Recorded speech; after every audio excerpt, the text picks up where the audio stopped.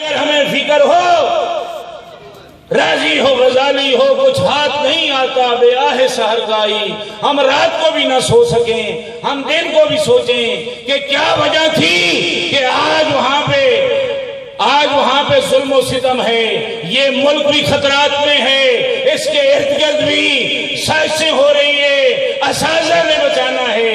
آج میں آپ کو یہ بتا دوں، اگر آپ نے غور نہ کیا، قوم فوجیں تو بارڈر پہ لڑتی ہیں، نظریہ پاکستان کی حفاظت آپ نے کرنی ہے۔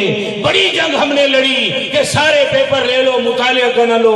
میں اس لیے کہتا تھا سیکٹری صاحب مطالعہ کو ضروری کرے، میرے قید کی شکل میرے بچے نہ بھول جائیں، میرے اقبال کی شکل نہ بھول جائیں۔ تو میرے بھائیوں، آپ کے سینوں میں جو دو قومی نظریہ محفوظ ہے، اس کو آپ نے ان بچوں تک، اس قوم تک منتقل کرنا ہے، اور خود بھی مطالعہ کریں اور وہ شمع جلائیں۔